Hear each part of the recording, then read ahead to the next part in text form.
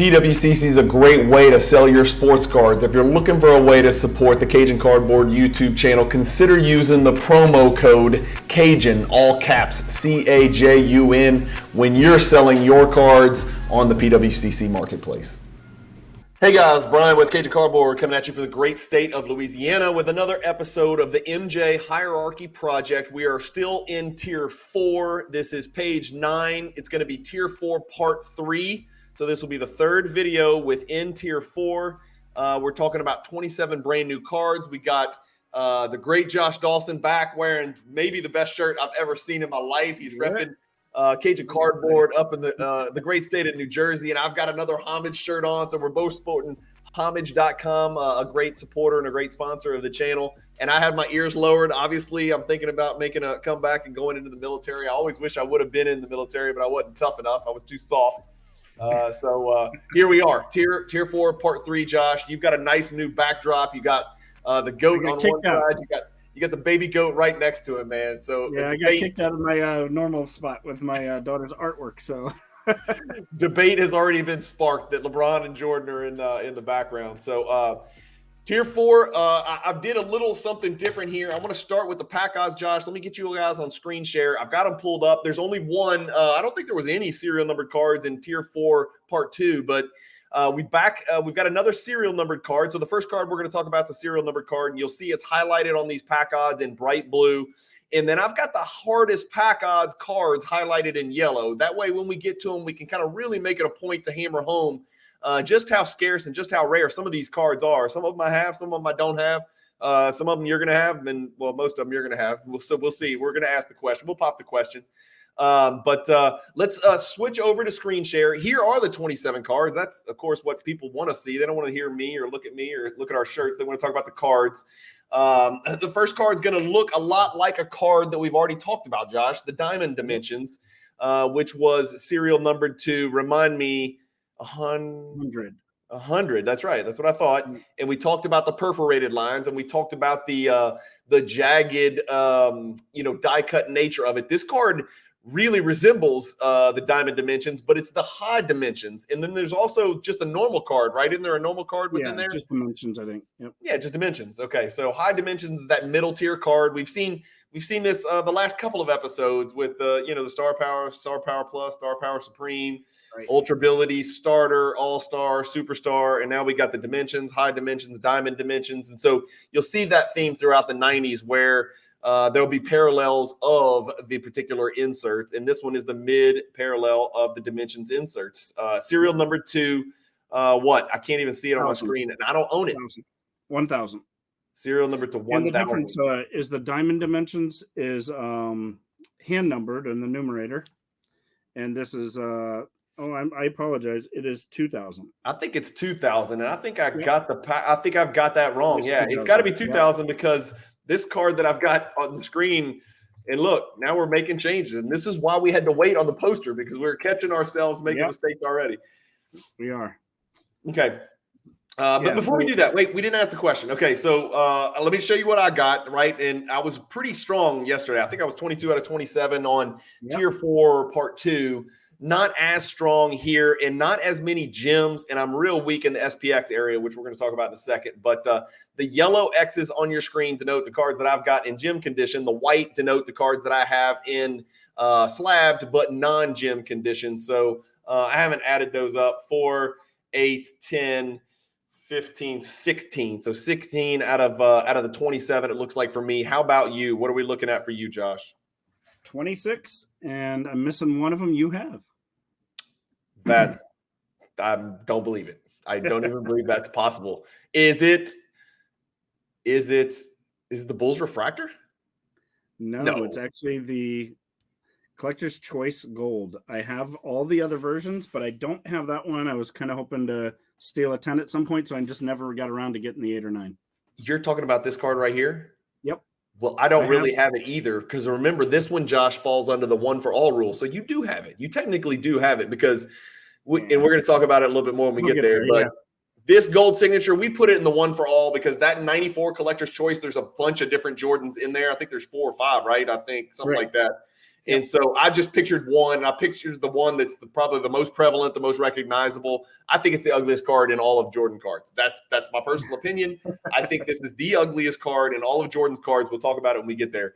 But I think you do have 27 out of 27 because you have a gold signature. You may just not have this one. Yeah, I have it here. I just didn't have that one. So we'll give it to you. We'll truncate upwards and we'll say you're 27 for 27 for posterity's sake. Okay, let's talk about the high dimensions. Anything else that we need to say about the high dimensions? It's basically like the diamond dimensions. It's not quite as badass because it's not die cut. It's serial number to 2,000 instead of serial number to 100, which is kind of a pretty big deal.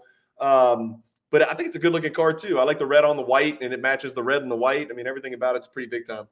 Yeah, numerator and denominator are both printed this time versus the diamond dimensions where the numerator was actually hand-numbered. Right. Still has the same, I wouldn't call them perforations, but light etched across the card. So, again, I'll just see if we can grab that there. But the same thing. Same location, same quantity. You can see it across the G there. Yep. The lines that go across the card. So, same thing with those lines that go across three of them. So, very similar card, just hand numbered and manufacturer numbered in the full card instead of die cut. You can even see it on this 2D image that I've got on the screen. It's not perfect, but it goes through his shoes down there and it goes through his armpits up there. Share your screen. Yeah, share my screen. Already off to a terrible start. Through his armpits and through his shoes. I'm anxious to get to the next card. Huh? And on the word high, there's another one. Yeah, and on the word high. There's three of them in there. That's right. Yep. No pack odds because we didn't do pack odds for cards that were serial numbered. But the next card is not crazy pack odds. It's only 1 in 222, but it's a real tough card to grade, and it's a real early Jordan insert, and it's a real small set. And it's only a 6-card set, if I recall. And I think it's like Bird, Olajuwon, Ewing, Jordan, Dominique, maybe, and one more that I'm forgetting. I have no idea who's in that set. Yeah, it's only 6 cards. Well, that's why it stuck out to me. It's like a 6-card set. Well, they called it Living Legends, and they're damn right because every person in there was a first ballot Hall of Famer, and I think all of them were on the Dream Team. I'm trying to remember who the 6th one was, and I can't for the life of me remember who it is. We could probably look it in. We could probably look it up and figure it out. But let's talk about the card itself. So let me see if I can find mine. Oh, it's right there at the beginning. So this is one I'm kind of proud of because PSA 10 in this card is pretty rare, man. I'm actually making a pretty nice push at putting together all of the super early Jordan inserts. I'm talking like the 92, 93 stuff, even 94 in PSA 10, which is those are just fun, man. I just really like the team leaders, the Total D, the Beam Team, the Scoring Kings, the All-Star. Those cards are just really cool paper cards. And the Living Legends set, I was going to try to put the whole set together in PSA 10. It just can't be done because they don't exist in some of the grades. It's like pop some of the other players, digit, Yeah, I really like the card as well. It's almost like a mirror-y kind of background. I remember pulling this card. So I was opening packs in 93. That's kind of when I was opening a lot of stuff. And great card. I have one of the 10s also, and it's really nice. I love cheap packs, and look, here's the deal. I've got a 10 and I can see edge wear, so maybe you got to get not just pull a really clean card, but you got to get kind of lucky because even a perfectly really good looking one is not perfect. It does look really good from the front though. I'll be honest with you. But it looks a little dark. I'm just going to hold it up because it's silver. So it's actually silver throughout the middle. Yeah. So the whole card's black bordered, but silver in the middle. And I'm just showing that because the 2D image shows it a little bit darker. It looks like it's all black, but it's not. It's mostly a silver card.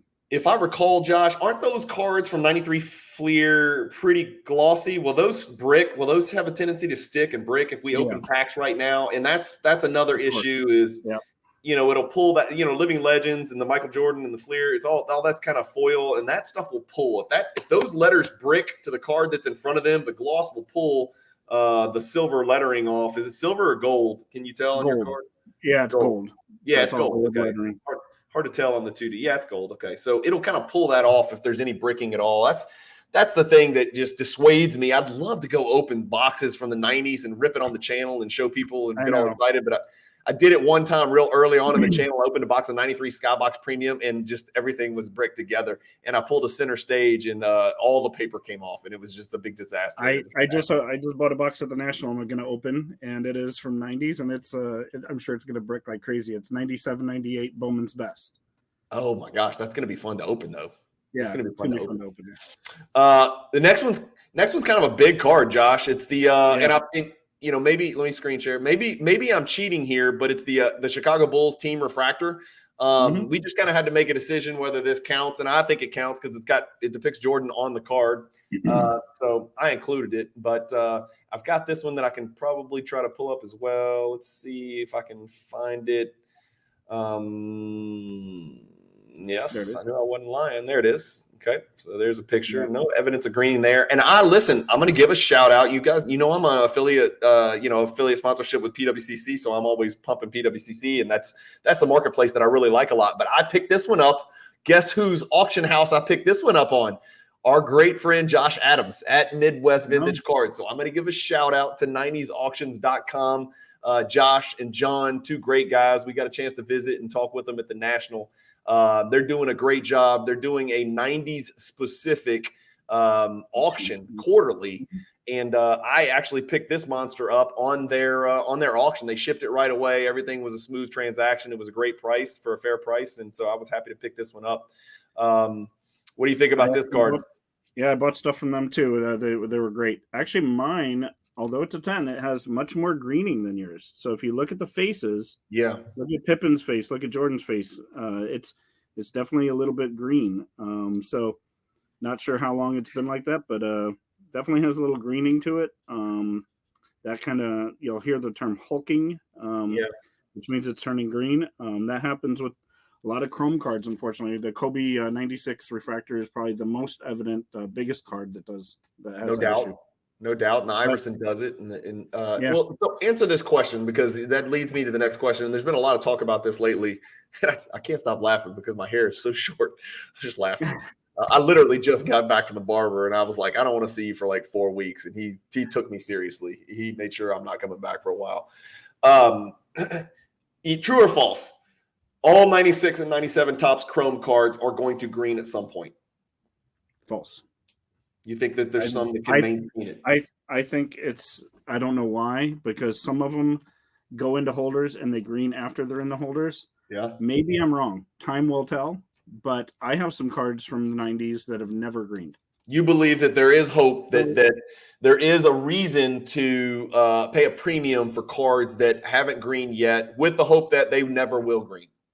Yeah, I do. And again, I have cards that have greened. I have cards that have not greened. I don't think it's particularly in the sunlight, in the cold, dark room temperature. I don't know what it is that causes it. There's a lot of debate out there, but some of mine have been in a safe and in the dark, and they're not kept in the light, and they'll still tend to green, especially the 97 finest.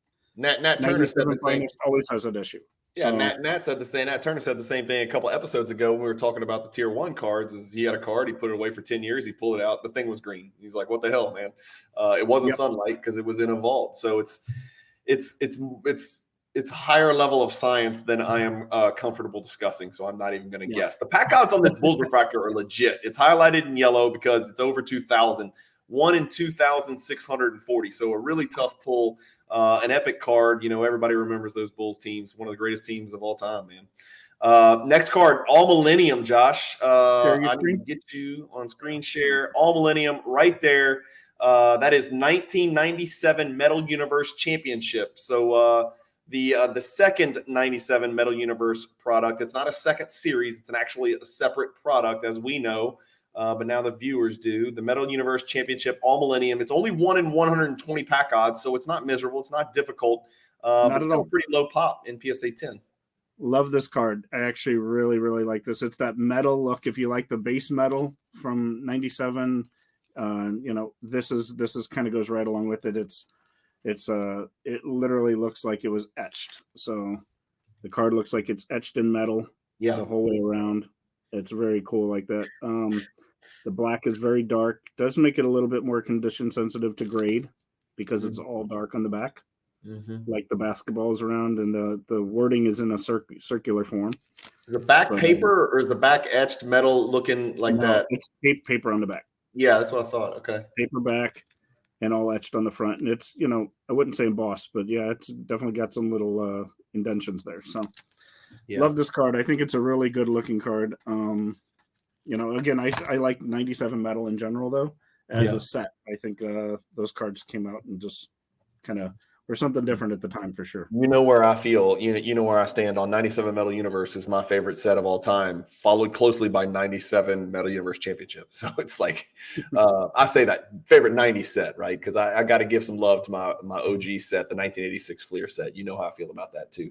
Yeah. All Millenniums in the books. What about the finest bronze refractor number 39 pop? 1 in 2,592 pack odds. We're talking about this card. People will call it the finisher's refractor, but it's technically the bronze refractor number 39. Tough pack odds there, Josh. Yep. Another card that has, a greening issue. It definitely is one of his first finest cards. Love this card. I mean, 93 through 98 are kind of the first ones. This one, as you can see, has the coating. Yes, sir. And it's greening a little bit, his arm and his head. And this has the coating that goes across it. I'm particular because I don't like the green, the coating if I keep a card with the coating on his face. Now, this one I like more because it does not have the words, coating. You mean the words on his face. So the black lines that are kind of going across the card, that's what I mean. You'll like this one because it does not have the peel and it is not greening. Yeah, that one looks absolutely pristine, Josh. So that one does not have any greening, and it is clear as day. And any refractor, I've said it before, but I kind of am a sucker for some of these. This also has the refracting on the back. I did not know that. Refractor back on these cards, which I really do like. I try to, if I could, back in the time, I was picking up both with and without the coating. Yeah. Still love to do that, but it's really, I love the refractor look front and back. It's disturbing that it's greening with the coating on there. If you pull the coating off, it's not going to take the greening away. It's going to be green underneath, right? I mean, the coating is clear. It's not the coating that's greening. It's if I can hold it side by side, you can see the greening for sure. Yeah, it's the surface underneath the coating that's greening. It's not the green. It's not the coating that's greening. The peel. Right. So. Yeah, I really like that card though, and like I said, the whole back refracts really nice in the right light. So it's hard to tell, but it's like you can see the rainbow in the back there. Yeah. Now we're back, Josh. We're back to one of the early ones, right? We're back to the 92 Fleer All Stars, and it's about as simple a card as it gets, and it looks like a 1992 card. It looks like a 1982 card, to be honest with you. Yeah. The Jordan All-Star card right here. It's got 4 blue borders. It's pretty straightforward. It's got a big bust picture of Jordan right there. Does it say Orlando All-Star Game? I'm trying to read it. Yeah, it does. Yep. And then Jordan shooting a jumper on the left side of it. I can't remember if I own this card or not. Do I own this card? I don't have this. Okay, I was going to ask you if you had this on the 10 because I've never been able to find a nice 10 or at least at a reasonable price. So I do have it in a 9. Okay. Again, the reason this is so hard is not because of chipping. Really, it's just strictly centering. Yeah. And you can see the centering issues, top, bottom, left, right. So it's as evident as you can get when you do not have one that's centered. Can't hide it. Can't hide it. And it has the same border on the back. So similar issue. Yeah. You can't hide it.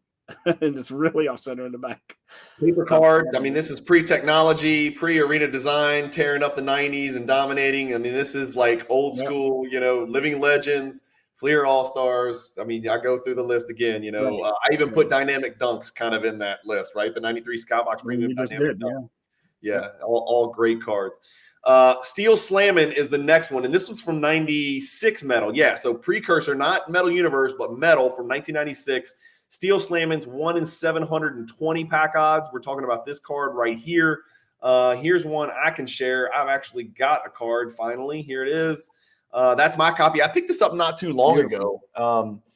And This one's special, dude. This one hits, man. Look, I'm telling you, 96 metal, people are sleeping on it because I also with the National picked up the maximum metal PSA 10. By the way, is that in this episode? No, that's not in this episode. No. But we'll get to it. But Steel Slamming is sort of overlooked. Like we said, pack odds of 720, so not too hard, not just kind of right in that sweet spot, to where the card means something. But the PSA 10s are tough to track down. You've got this one in hand, Josh? I do, and this one is really nice because it's so embossed, and you can see it right there. It's the slamming is sticking out, the whole Jordan, figure is sticking out. It is sticking off the card. If you could feel it with your finger, it's just raised, which is really, really nice. You can see it even through the back. Look at that. You can see the embossing all the way through the card. Yeah, huge. So that card is heavily embossed. Another one I like in person, even more though. Even more than just TV. So I like the sweet spot. Really nice card though. Of some of these cards, Josh. Like this card sold for $3,000 3 times in history. So 3 times this card in a PSA 10 is sold for $3,000. It's not going to break the bank. By Jordan standards, that is not a huge card. But again, the pop is not high. That is not a high pop card. It's a really tough card to find. The Hardwood Honors. Okay, so we were laughing before we came on air. This was the card Arena Stars reminded me of, and I could not think of the damn name of the card. I might have actually said the name correctly, but then I started second guessing myself. It's on your screen. It's right here, Hardwood Honors. It reminds me of the Arena Stars card that we looked at last night. It's almost identical. Look, isn't it? Oh, you got them. Good. Okay, good. I knew I wasn't crazy. There's Arena Stars. Oh, that's Hardwood Honors. And the balls in the background are almost identical to Arena Stars. I'm telling you. But it's a good-looking card. I got to say, just really like Arena Stars, this is a good-looking card. So it's a great-looking card, man. I like that effect in the background a lot. So pack odds are 1 in 660, so right in the sweet spot. Between 500 and 1,000, a card you can find. You pay a little bit for a PSA 10, but a card you can pick up and you can find. Going back to the screen, let's wrap up the first row with the Upper Deck Rookie of the Year collection. This is a card I kept seeing. It is die cut, is it not, Josh? In all 4 corners. It is all 4 corners. Show it off here. Yeah. So all 4 corners are die cut. Really bright blue. I mean, really bright blue. Really nice, all blue on the back. So, yeah, it's not my favorite card. I'll be honest. Just with the red and blue, but I do think it's a conditioned and sensitive type card, just because of those sharp corners. It is a 1 in 1,932 pack odds. That's a pretty big card. Yeah. Pretty tough one to track down.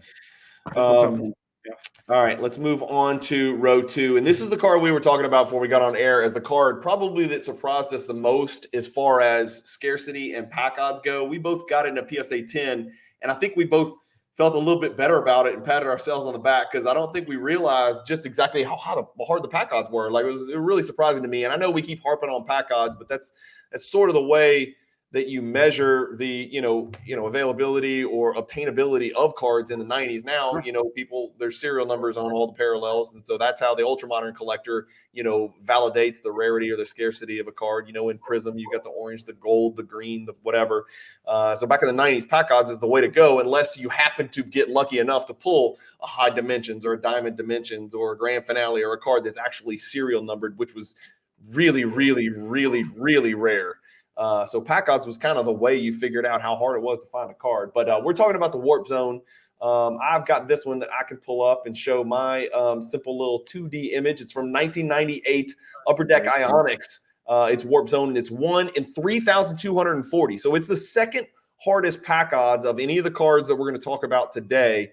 And I really think it's a good looking card. It's unique. It's kind of got the digitized, like phased out version of Jordan in the background, and then a nice crisp, clean version of Jordan in a triple threat position in the foreground. And then Warp Zones in those green letters in the back. You can see kind of interesting. The back of the card, not much to it, but a good looking card nonetheless. I like it. Yeah, Ionics was not highly loved. Right. No, so I think this brand just it didn't last for too many years. It wasn't highly opened. It wasn't, a big premium product. So I think this was one that's overlooked a lot, and it does refract. It's not a refractor, but it does have that shine to it, which is really nice because it even brings out those colors a little bit more. So yeah, really good looking card. One of my favorites on this whole page. Yeah, agreed. The next is the Thunder Boss, and we there's a boss and a super boss, and I'm getting all my bosses confused, Josh, but I don't remember what year the other bosses were. Let me get you on screen share. This is the card we're talking about right here. It's the 98 Skybox Thunder Boss right there with Jordan taking a jumper over Stephon Marbury with boss written across it in the background. There was a boss and a super boss, and I believe it was a prior year, right? Was it? It was 97, I believe. Yeah, 97. Yeah, 97 had the one that went up the side, and then it had super over the little piece. That's right. And I think we talked about the super boss, but I mean, we may not in tier 4 have gotten to the boss yet.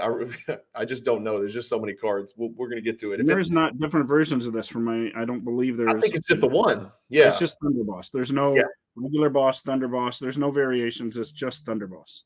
In this 98 Skybox 98. Thunder version. Yeah.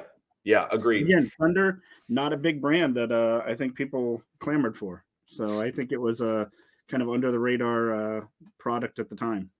Yeah, I like the Skybox Thunder. Some of we know the Super Rave and the Rave came out of there, which are obviously monster cards. Serial number to 25 and serial number to 150, right? Even rarer than the Skybox, the Super Raves that came out before them. But I don't know much about that card, man. I don't even own this card at all. I don't think I own this card in any grade. Do I? No, I don't own this card. Not one of my favorites, but it is, again, heavily embossed. So even the words boss are embossed.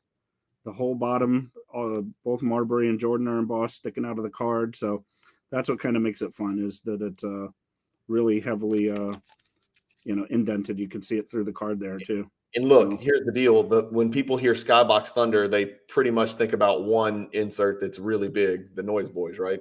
Noise Boys, yeah. Yeah, Noise Boys is the big one. You know what? This is it's not a flashy card, but it is it is fun in hand with the embossing and stuff. And again, if you could rub your finger over it, you could feel how thick that is. Yeah, and not miserable pack odds, actually really attainable, 1 in 320. The next one's the Topps Chrome Season's Best Shooting Stars. You may have to help me with this, and I don't mean to put you on the spot, but isn't there a Topps? This is the refractor, of course, but isn't there a Topps version as well? There's a Topps version, and then there's the Chrome, and then there's a refractor. Chrome refractor. Okay, that's what I thought. The Topps version, though, is not a refractor. It's just the sparkly, right? The disco looking. Okay. Yep. It has like sparkles in it, and then they have they have this flat one, which is just a flat image. And then it is kind of chromium looking, it's still, but it doesn't have the refractor shine to it like this one does. Okay. So this one is the refractor. It's, the one for all kind of rule that we have. Yeah. But this one does have the shine to it. So that's what makes it a true refractor. And so there's one that you've got, and that's what I've got pulled up on my screen too. And the one that you've got, in this case, it's flip-flop. Yours is clean and crystal and colorful, and mine is the one with a little bit of greening on it, it would appear, I think.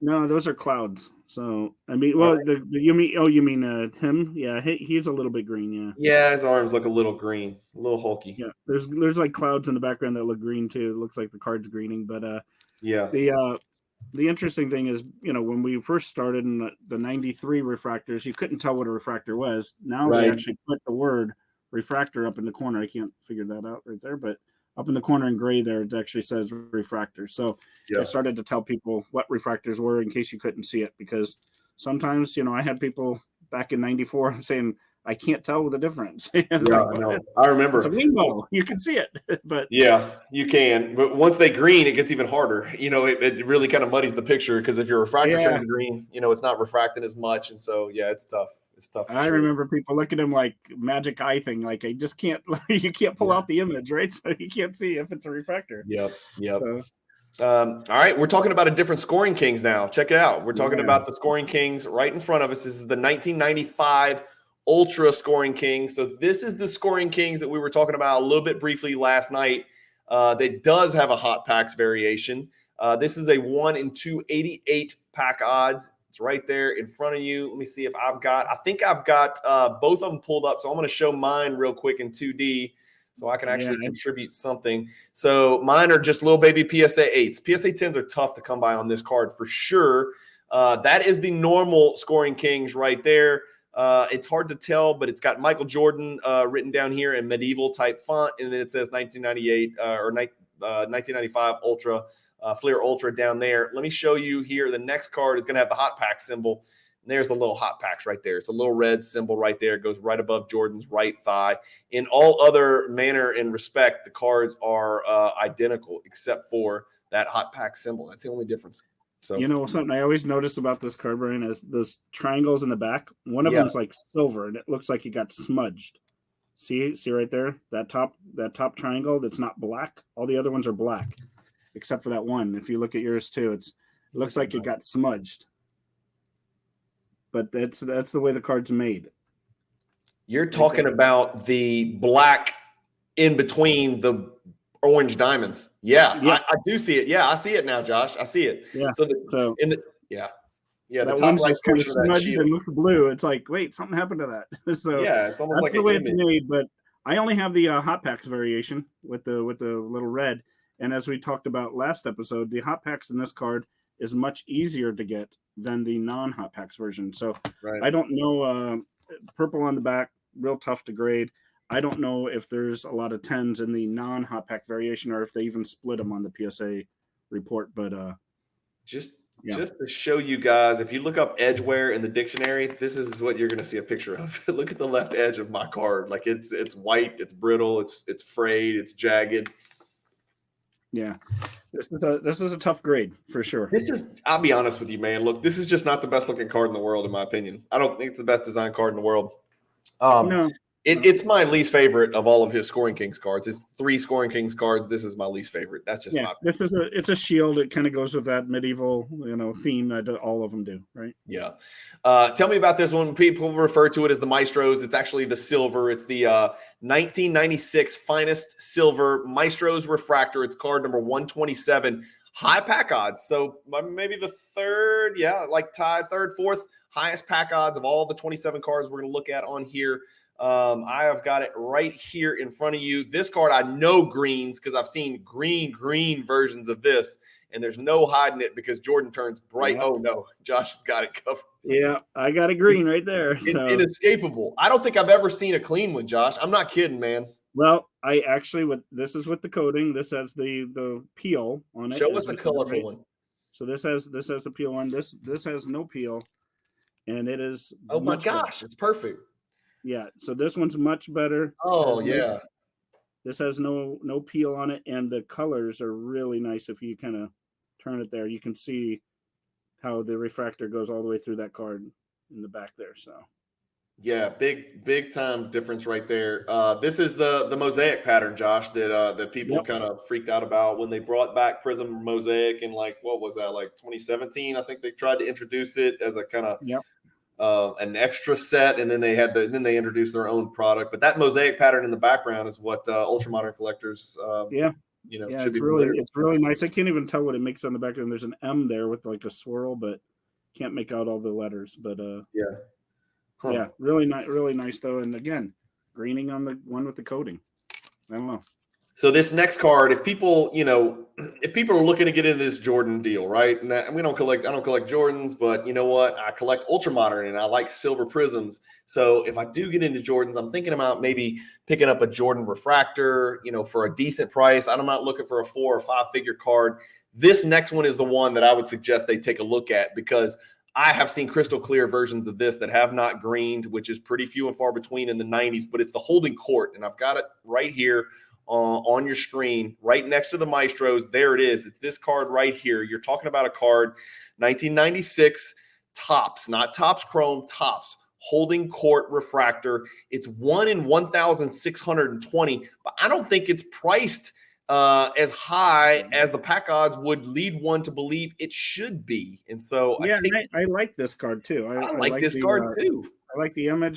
There's lines in this card that you can't really see, but so over his shoulder, do you see those lines on his right shoulder down by the, there's almost like a rainbow going up. I'm going to try to show you. So let me get it a little bigger there. So there's lines going up above his shoulder there that kind of go throughout the entire card. I see them. Yeah, they're running diagonally away from him towards the corner of the card. Yeah, so that's what makes it really cool. It goes through the whole card here. You can see. Yeah. So that it's almost like floorboard that kind of goes all the way through the card. So that's really cool. I have this one didn't green at all, either one. When you get a really clear, crystal, pure colored holding court refractor, it's a really good looking card, and it is just not that expensive. I don't know. I mean, it's a hair more expensive than sort of the Bowman's Best refractors, which are sort of some of the cheaper ones. You know, in low grade, I'm talking about. Obviously, any of them in PSA 10, any refractor in PSA 10 is going to cost even at a 9. I mean, I'm happy with this in a 9, and it's beautiful. They look so good. I mean, even the 2D image that I've got on my screen, it looks freaking fantastic, man. It's just a really good looking card. It's not a bad entry point into the Jordan refractor parallel world. If you're not in Jordan and you're looking to get in for a decent price, I like this card. The back of the card's pretty cool too. The back does not refract. Back's just a regular, right? Mm-hmm. Yeah, back is just regular paper. Yeah. Just paper on back. All right, you can talk about this one. I don't even want to talk about it. I think it's the ugliest thing I've ever seen in my life. This is literally on your screen. That's the greatest picture I've ever seen of this card, and it's still ugly. And if you get a bad picture of this card, you're literally talking about one of the ugliest cards in the history of Jordan cards. And I'm making enemies out there, and somebody's going to comment below and threaten my life. I get all that, but I want to kind of find old signature Jordan. I'm sorry, we could have probably had this pulled up. I don't want to put PSA 10, but like, look at it. You ready? Here you go. I mean, look at the picture on your screen. What are we looking at here, man? That's just not a good looking card. I don't know what their idea was. How about this, Josh? Why didn't they just make it a gold refractor? I know. Yeah. You know? Yeah. So this has a regular version, a silver signature, and this is called gold signature because the signature of Michael Jordan is in gold. That's right. Right here. It's down here at the bottom. And the border will change to silver as well as the signature for the silver version of this. So this is the toughest one out of the regular, silver, and then gold. Yeah.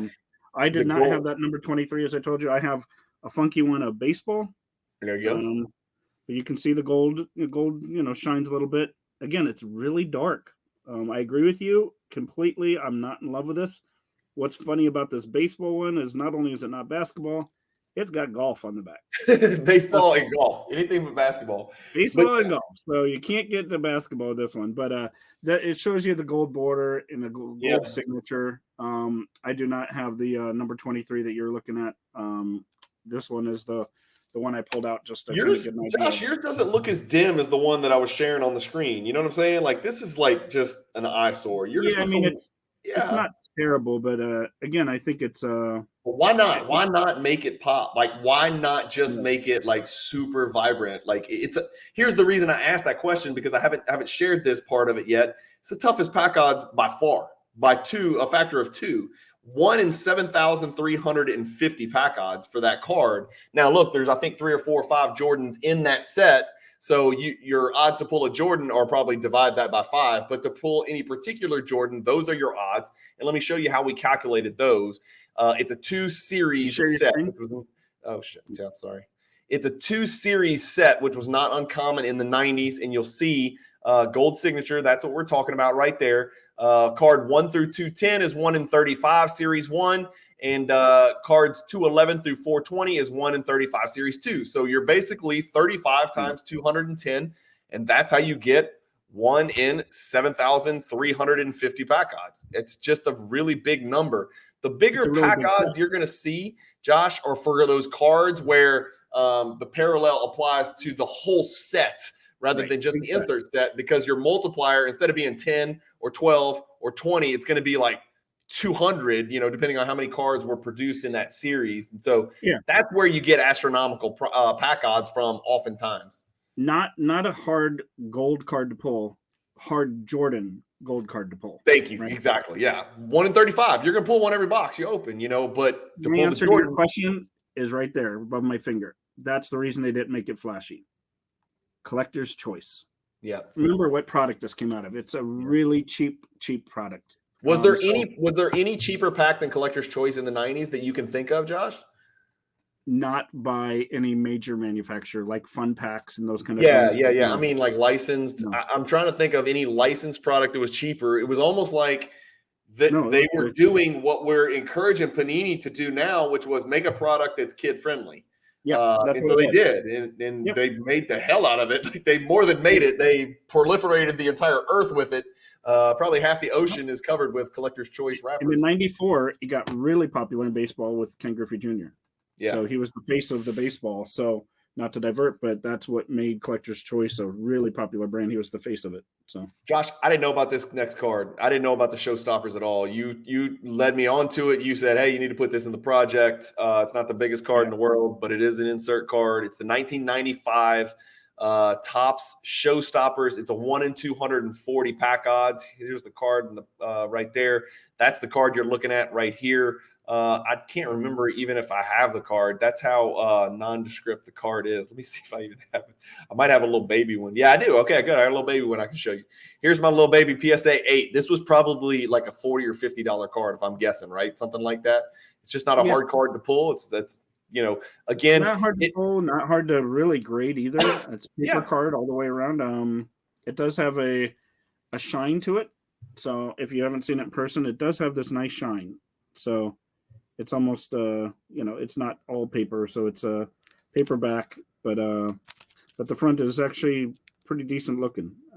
So I don't dislike this card at all. I like the image of Jordan a lot in this one. You pull it, it's not going to blend in as though it were a base card. You're not going to mistake it for a base card because it definitely moves a little different, especially for a Topps paper. But got some shine to it. But it's nice. It's got the look and the feel of the 92 Topps because and I'm kind of familiar with that product because I was actually still opening basketball cards back then. But the white border, it's got the equidistant white border, so it's got that kind of 80s feel to it almost, even though we're here in the mid 90s showstoppers. Yeah. I mean, it's a simple design, but I actually really like this card for what it is. I love reading the back, man. If you guys ever get bored and you just want to spark, just start reading the backs of these cards. I mean, some of the narratives are like hilariously corny, and some of them are like impressively well written, right? And so the spotlights for Jordan are explosive with the ball, yes, majestic leaper, quite certainly, and supernatural in the clutch. I think the third one is kind of what distinguishes him from every other player that ever played. There's been a lot of other great athletes. I think theoretically, in my opinion, Vince Carter physically can do every single thing that Michael Jordan can do. The one thing he can't is that third trait, which is supernatural in the clutch, where no one's ever come close to replicating what Michael Jordan did start to finish in his career in clutch moments. So that's kind of what. Screen share? Let me go back to screen share.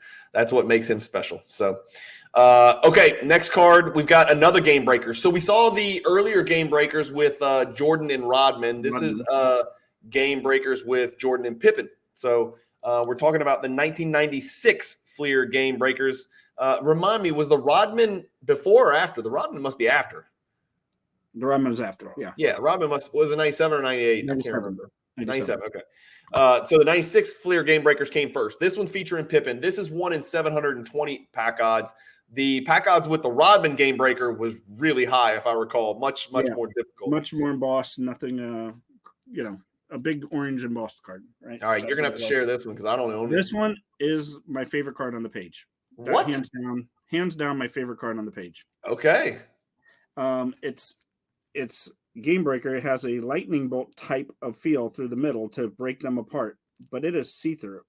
It is clear. It is clear all the way through the card, so it looks like two different cards. And that goes all the way to the bottom.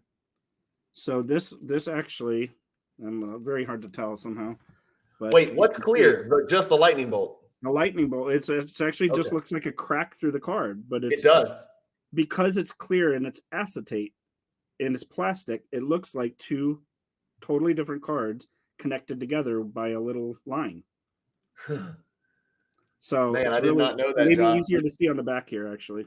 So it is easier to see on the back, and you've showed it great. And you can't look. I'm going to show the 2D image that I've got up here. You cannot tell that from this 2D image. It looks like there's a black line, jagged, kind of streaking through the middle.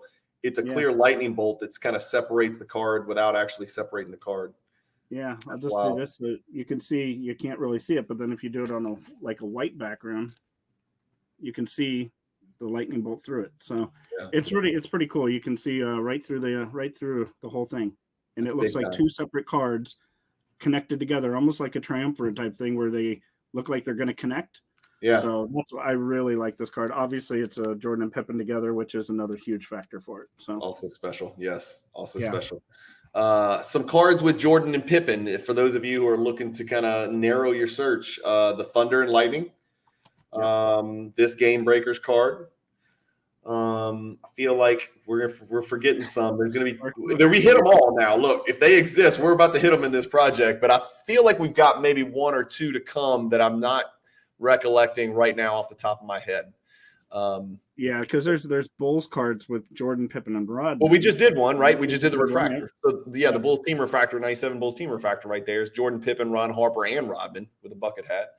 All right, let's go to the Never Compromise. We did a Never Compromise last night. It was the 1997. This is the 1998 Never Compromise. I've got it right here on your screen, bottom left. Jordan's in the post, catching the ball in his left hand. I finally got a PSA 10 I can share. I have got this. I don't even own the other Never Compromise that we liked so much last night. I think we both put it in our top 3 from that page, Josh, because it was so colorful. This is a much different card, but still a really badass card nonetheless. Jordan's about to go to work, man. He's about to go to work in the post. Blue back. I really like the back too. It is condition sensitive because of the back, and it has that little dimple, honeycomb, whatever you want to call it, feel to it. So I really do like the back of this card. Maybe it's the Never Compromise in yellow and going across it.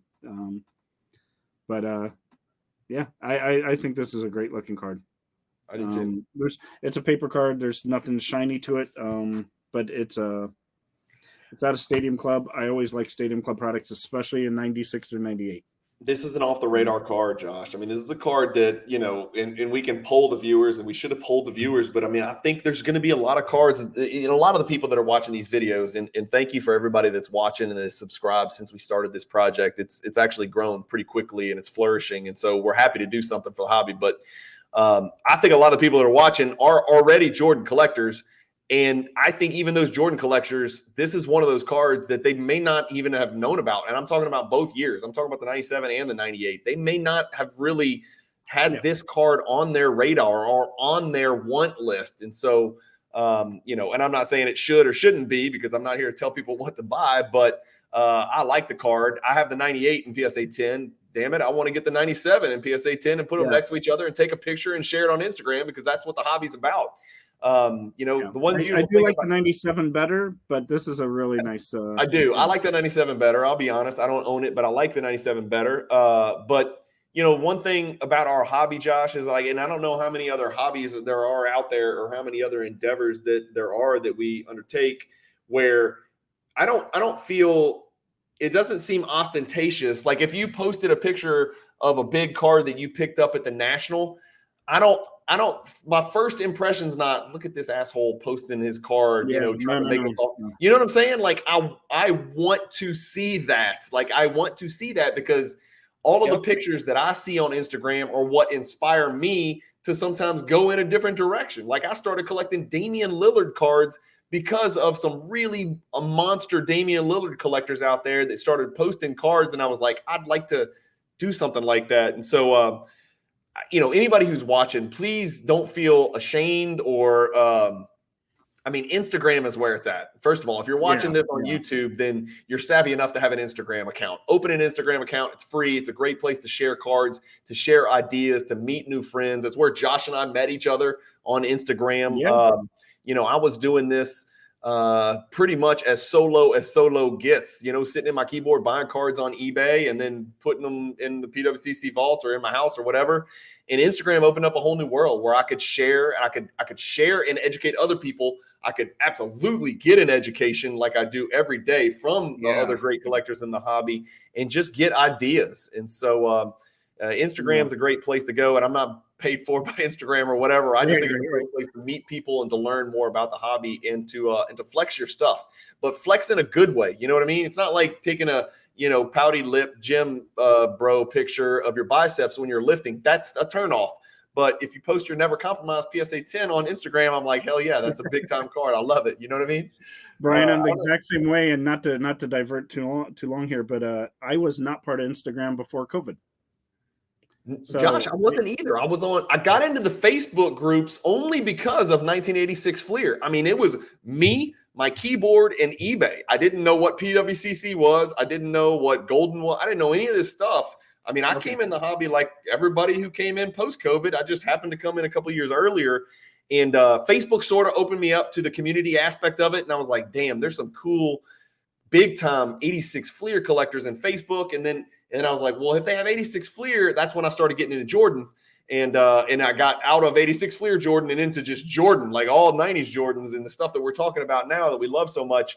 And I was like, God, they got a Jordan buy, sell, and trade group and all these different groups. And then somebody's like, bro, if you think Facebook groups are good, you need to get on Instagram. I was like, I'm old. I don't want to do another password. I've got enough social media.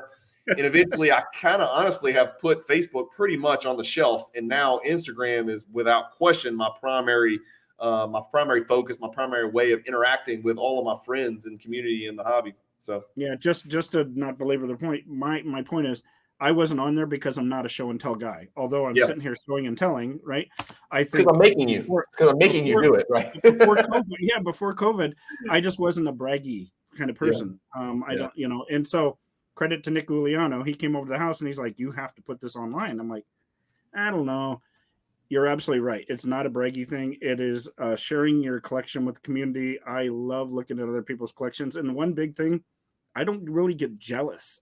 That's the thing. I don't say, oh my God, that person has this card. Of course I want that card, but it's not a jealousy thing. I'm like, congratulations, that's a huge card. That, great pickup, I'm with you. That's what's different, I think, about. I don't feel a twinge of jealousy when I see other people pick up cards that I want to pick up because you can't get them all at once. And so, it's, you're taking these small steps and we're diverting, but this is important because I don't feel any twinge of jealousy whatsoever, even when I see strangers post cards that I wish I could have known about or bought. It's just, it's always an education. It's an inspiration. It's not a jealousy factor. And I don't know any other hobby like this because like if I bought a brand new Porsche, for instance, and I put it on Facebook and I said, hey, look at my brand new Porsche. Well, I'm an asshole. Like that's the perception. That's what I would think of me. You know what I mean? But if I post a Jordan 98 gold PMG, I'm not. I'm just, hey, congrats, man. I'm glad you got that card. That's big time. Turn it over. What number is it? Tell us the story. How much did you pay? Where did you buy it? What was the transaction? Those are the kind of questions. And the hobby's just different, man. It's the one place where you can post stuff like that and not feel threatened. So, all right, let's keep moving. Little card now, small card. The aforementioned 93 Skybox Premium Center Stage card. I have got screen share up, so I'm good here. This is a 1 in 108 pack odds. So not the easiest on this page, but damn near it. But the card is as simple gets. It's got your bedazzled lettering. They stole the lettering and the font from Platinum Medallions. And I've got a PSA 10 of this. I'm sure you do. I was really, really happy about picking this card up in a PSA 10. It's not an expensive card, but I just think it's an awesome looking, elegant, simple card. And here's the deal. The other insert from 93 Skybox Premium that I also really like is Dynamic Dunks. Also simple and elegant. Also primarily black background. They let the vivid, colorful imagery do all of the work. There's not a lot of stuff going on in the background. It's just Jordan, in triple threat position with the font in the back just makes the card special. I just think it's a clean looking card, really affordable, really big time. And the back is very totally affordable. Different. I like 93. I opened a lot of 93 Skybox. I actually like those dual player cards. So Showdown. I do too. Showdown. Yeah. So I like those Showdown cards. And this one was kind of under the radar. But it is a really nice picture of Jordan. Very simple, like you said. Yeah. And of course, this is the card. I've shown it on our channel before. This is the card that reminds me not to go buy 90s wax and open it because I pulled this card from a 93 Skybox Premium pack, but it was bricking and it was all stuck together. And when I pulled it off, the whole surface, all of his red jersey had like white because the paper was missing and the color was gone. And so it was like, I hit the exact card I wanted and it's got no paper on it, so it's absolutely worthless. So I keep it over here off screen on my work desk to remind myself, don't go buy 90s wax, even though it sounds really fun. It's a trap. The Slam Cam. There's a couple years of Slam Cam. We're talking about this one on your screen right next to the center stage, the horizontal Slam Cam. Big fat Jordan face on this one. This is the 1997 Z-Force Slam Cam. 1 in 432 pack odds. I've got this one in PSA 10 for show. Like the other Slam Cam from '96, much better. The blue gold one. I like that a lot better. But this is can't really tell in the picture there. There's another whole image. It is a see-through card. The whole thing's see-through. So the whole thing. I ain't seeing it on the 2D. Well, you got to help us there. So there you go. I don't think you can even see the Jordan there. Josh, look, let me put mine up and yours up. Watch this. It doesn't even look like the same card. Yeah. That's amazing. That's amazing. So, that's the downfall of vaulting and the beauty of in hand. There's pros and cons, and that is a mega con to vaulting. And no vault company is going to be able to fix that until they can put our cards in a 3D rotating deal, which has to be coming, Josh. It's got to be coming, right? I think the vaults have got to take that step. That's a big part of this. Yeah, this card, you can see my hand go past it. I see it. The whole thing is like see-through. So maybe on the back you can even see better. So the whole card you can see through. That is and wild. The top looks like a film. The film, like a film. The translucent film stuff at the top, Josh, look at my card on my screen. You can't even see it. Look, Josh, it's not even there. You can't even see it. It can't be done with 2D. And look at the back. You don't even see the image of Jordan at all. Yeah. Totally different card, man. Yeah, it's completely see-through. The whole card except for the white where you see Jordan there. Really actually nice card. I have a completely newfound respect for that card, and you just can't tell. I mean, even the word cam doesn't even – this just may be a bad picture. I mean, this is just a bad It just doesn't look good. Yeah. But, like I said, it's really nice in person. This is why we do what we're doing. And, I like Z-Force, Josh. I like the 96 better, but this is really nice. Yeah, the 96 is better. The 96 is vertical. The 96 is vibrant blue in the background. It's got a little color to it. It's a little something special. But that's a good-looking card. Another easy card, not an expensive card, not a tough pack odds card. 1 in 174, 1997 Flair hardwood leaders. Let me get back over here. Let me go here. Let me go back to the list. Let me pull it up. Boom. I think this card's special, and I think people have forgotten how badass this card is. We've talked about the Jordan Lightning cards, the Scoring Kings, the Electrifying, the Electrified, Thunder and Lightning. This one has the lightning in the background, but it's even better because it's red lightning, which is always better than white lightning. I think nobody talks about this card ever. And ever. I think this card was intentionally made to look like the words hardwood and leader were all cut out of wood, right? I think you're right. But then they actually did that. They actually made wooden cards in the subsequent years. But Josh, what is going on? This is one of the best looking Jordan cards that I've ever seen. Am I crazy? That's great. It's a great card. Nobody talks about it. I bet nobody when you said other people might not know about this insert, this is the insert. Nobody else. This is the one. This is the one. We're shining a light on justice. That is a freaking good looking card. The image of Jordan is beautiful. You're right. Look at the wood grain. It doesn't skip a beat, and it is built in. It's almost like it's supposed to be die cut into it. You know, it almost looks like that. And then the storm in the background, just the color and the texture as it blends with the red jersey. This is a special card, man. This is a card nobody's talking about. The back. Yeah, the back has the same wooden feel to it. So, it kind of looks like. Again, this one is very overlooked. Very overlooked. I don't think I saw one of these at the National. Not that I was looking specifically for this, but it would probably be more in a $5 box than, Exactly right. Exactly right. And like we said, 1 in 174. If you want to go pick up this card in a PSA 8, look here. I'm going to divert for a second here, Josh. Look, we're going to go to eBay. What was it? 97 Flair hardwood leader? Yep. Watch this. 1997 Flair hardwood leader. I'm not going to put in leader. I'm just going to put in Jordan. And I'm not even going to put in PSA. I bet you there's 100. 26 pop up. That's still a lot. 26, PSA 8, $40, $23 for a PSA 9, $4, $25. These are all auctions.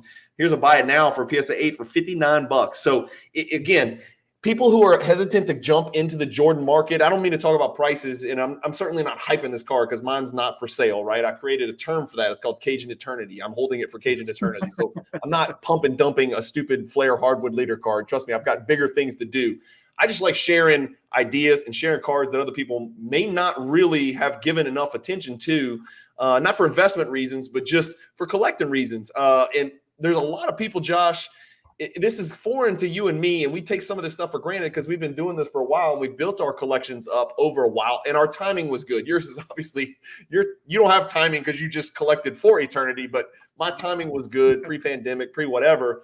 But a lot of people, I think, are hesitant to dip their toes in the water and even mess with the Jordan market, because a lack of education, not because people aren't sophisticated enough to understand it, just because they didn't know where to start. That's part of the reason we're doing this project, is to give people a framework to come in and give them not a rule book about what to collect, but give them a buffet. It's to give them a menu, a buffet of what they can collect, and let them do their own research on pricing. That's why we're not talking so much about pricing, not too much, because I want people to understand, go figure out what it is you want, and then use your budget and get into the Jordan market. Because if you wanted to collect Jordans on a PSA 8 or a PSA 7 or even a raw budget, brother, you could push into this project in a heavy way and pick up 100 or 200 cards at a very affordable price if you don't need that 10 on that slab like we do. If you're not a snob like us, you can really do some damage in this project. Yeah. And I only, I did the 10s because it was affordable back then. But obviously, a lot of these inserts, I'd be happy with eight or 9s.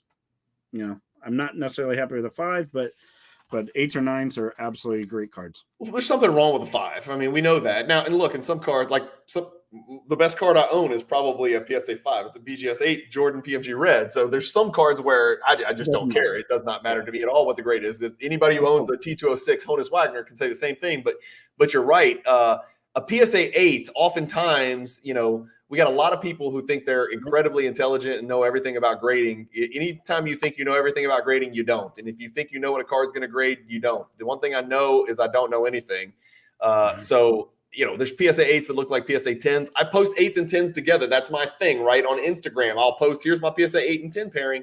I've got the high end, I've got the low end. So if I ever do get out of cards and I want to sell the expensive ones, I'm going to keep the little baby 8s. And people are like, I can't tell the difference between the 8 and the 10. And I'm like, guess what? I can't either. The only difference is the damn price tag. Sometimes the difference is just that subtle. My point is, for $40 and an 8, there's no point to get a 5, right? Yeah. For these type of cards. Oh, no question. Yeah. No question.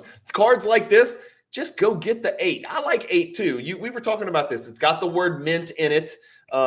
It's an even number. For some reason, that matters to me. 7 seems like I'm doing something wrong, it's almost like too cheap, but 8 feels right. You know what I'm saying? Especially if it's a refractor, because the PSA 8, Bulls refractor and the PSA 10 Bulls refractor, while one card may be in a superior condition, the odds of pulling those two cards were the exact same. The same unlikelihood of having that card, ownership of that card from a pack is the exact same. It's the serial number, or not the serial number, but the numerical grade on the slab doesn't change the pack odds. Anyway, all right, let's move on. We've hyped a $40 card about as much as you possibly can. The ultimate pump, the hardwood leader. That should be the name of this entire episode. A hardwood leader. All right. Yes. Okay. So let's get back. Okay. So here's a card that we need to do a little bit of explaining on. It's by the way, were the holograms, weren't they stickers? No, they weren't. No, okay. I don't believe they're stickers. They were thin though. They were very thin. Were they not? Really thin, really flimsy. Yeah. Okay, that's what I thought. So this is the AW1, and this is the one where let's go back and revisit the rules. And I know we're so deep into the project, we shouldn't have to repeat ourselves by now, but there's a lot of rules. No autographs, no one-of-ones, no game jerseys, no baseball cards, no North Carolina cards, no base cards, no subset cards, no cards after the year 1999. And then we have a couple of other rules that we had to put in play because we've already got over 300 cards. It would have been 3,000 cards if we didn't make some rules.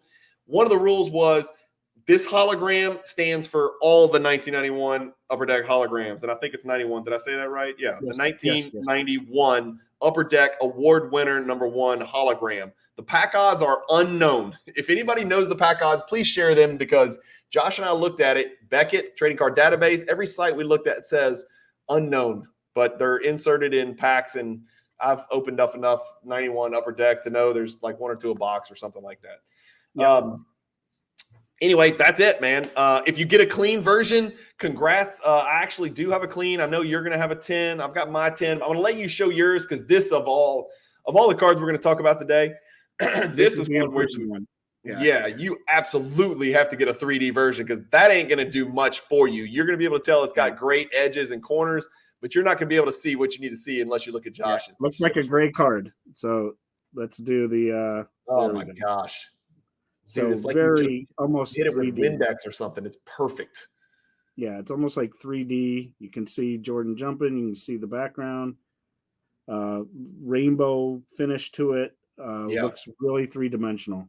So it's really nice in person. This is the AW1, and just because we are doing the one for all, but I had it handy, this is the AW4 to show you the difference. Perfect. Good. This is Jordan running. So again, beautiful colors. Looks like it's really, it's a hologram, but it's really 3D. And for 1991, this is great technology.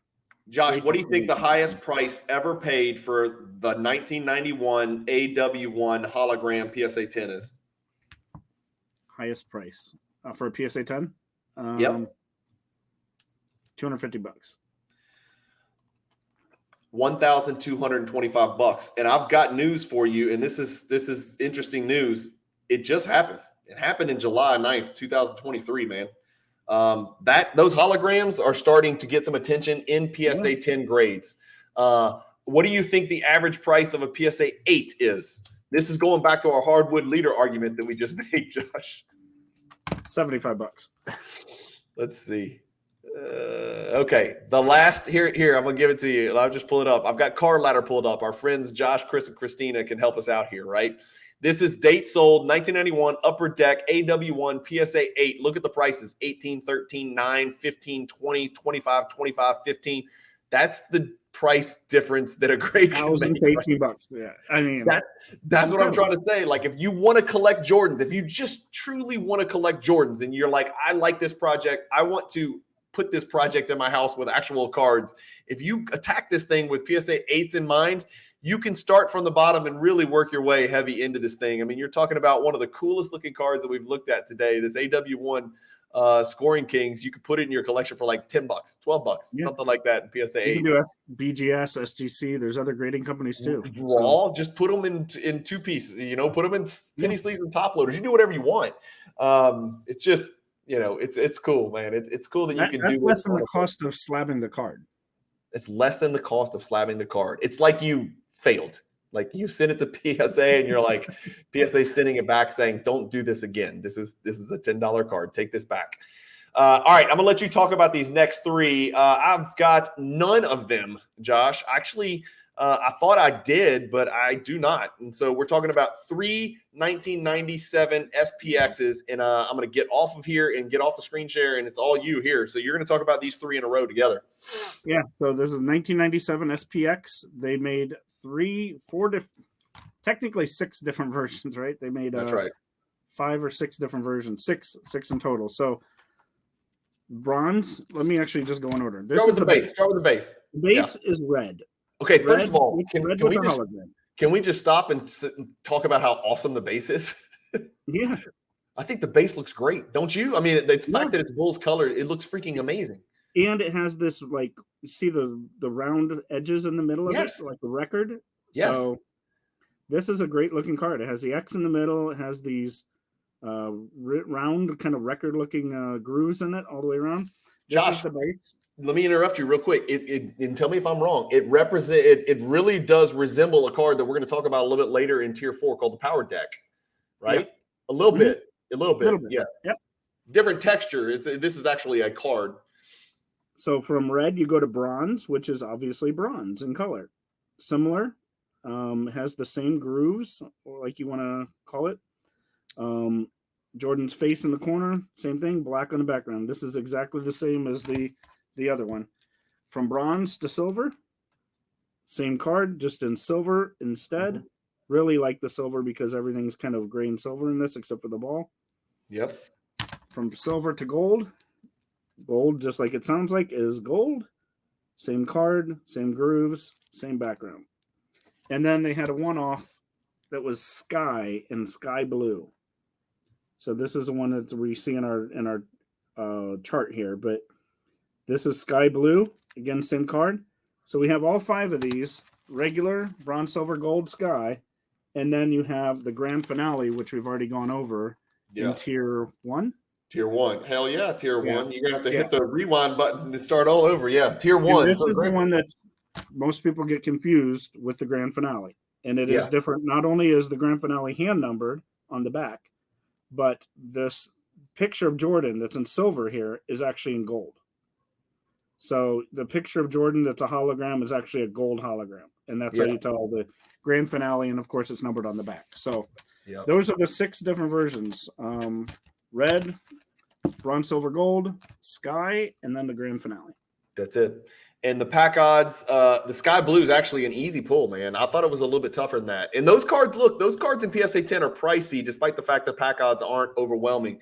The sky blue is 1 in 50 packs. The silver is 1 in 300.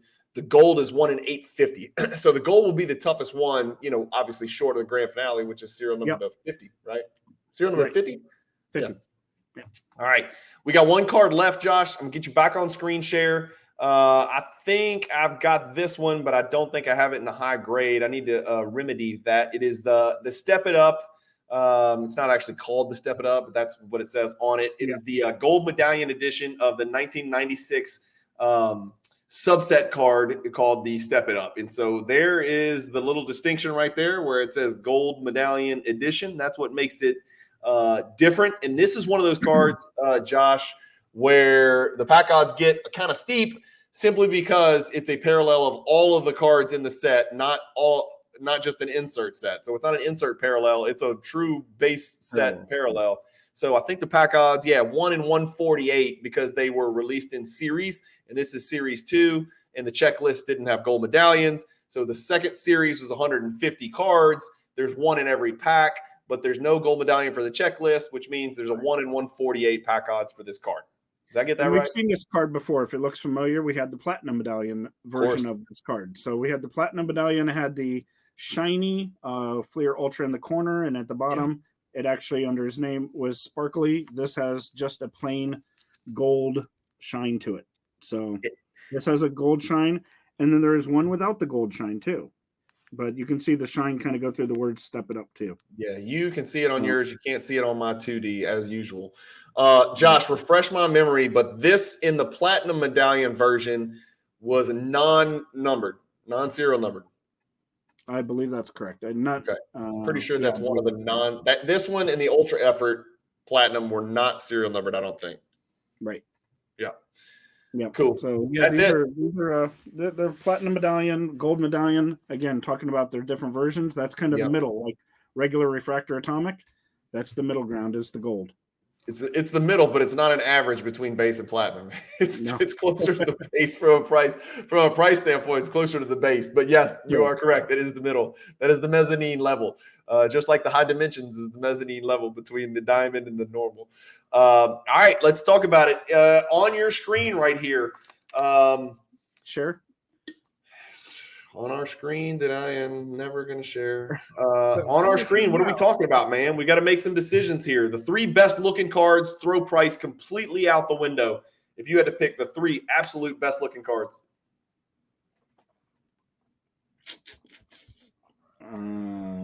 Best looking shooting stars. I like the Game Breakers. I really like that card. I just think it's a good-looking card. Again, the picture doesn't do it justice here, but I think in hand. And then maybe the hardwood honors. Okay. I'm going like the Warp Zone. So yeah, I know. It's tough. It's tough to narrow it down. This page has Warp got a lot Zone's right there with me. Yeah. Because the Upper Deck hologram is like I mean, that has so much nostalgia to us, man, being as, around our age, or, our ages are close. Yep. I'm going to go Flair Hardwood Leader number 1 for me, and I can't possibly hype it any more than I have, so I'm not going to say another word about it. And I've got Steel Slammin' number 2, and I am going to go this is tough because I'm kind of torn between the Hardwood Honors and the Warp Zone and the Center Stage. There's something about that Center Stage card that I just absolutely love. But I'm gonna go with I'll go with Warp Zone. I'll go with Warp Zone as my third. Yeah, those are my 3. Really, really nice in person. I've got a lot of work to do, man. Here's my page. I mean, I've got a ton of work to do on this page and so many others, but I don't know. I think this is going to be fun. Let me give Josh, give people an update on the poster. We just wrapped up, I think today, the final page of Tier 4. So the project is now officially complete, and we know the very last page and what it's going to look like, the last 27 cards. We are still in the process of confirming the accuracy of the pack odds of all of those cards on page 14. So we have 27 pack odds to look up. We do this independently, and then Josh and I are going to come together probably later this weekend or maybe early next week and see, hey, what did you calculate? What did I calculate? If there's any discrepancy, we talk through it, we figure it out. It's happened before, and it works pretty well.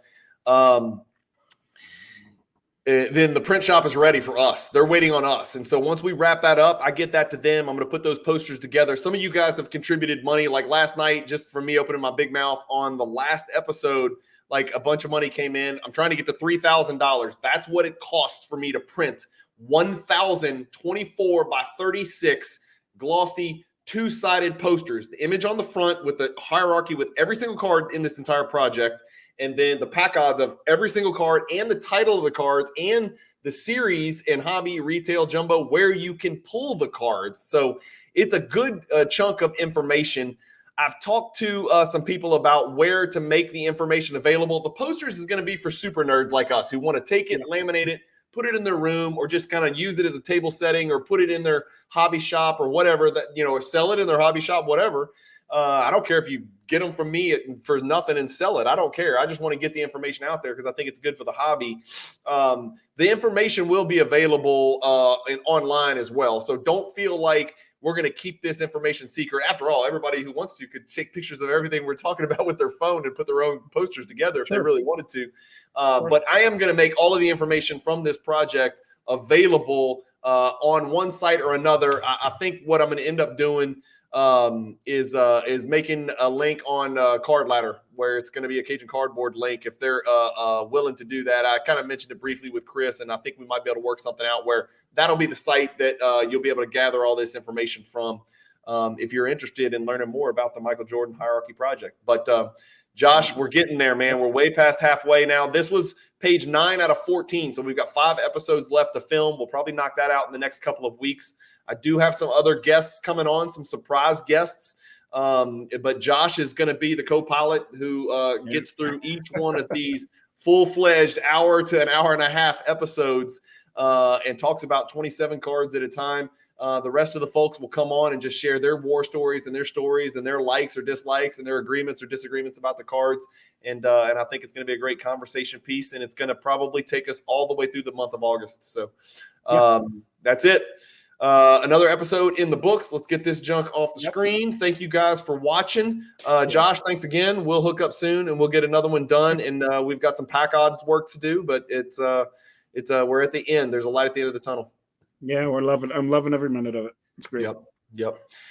Thanks, guys. Thank you guys for watching. Keep collecting. Again, if you want to support the channel, there's 4 ways to do it. Just go read the YouTube description for this video. Pick one of the 4 ways. I appreciate in advance anything you guys can do to help me support the project and support the Cajun Cardboard channel. Generally speaking, I don't take any of that for granted. There's a billion things to watch on YouTube.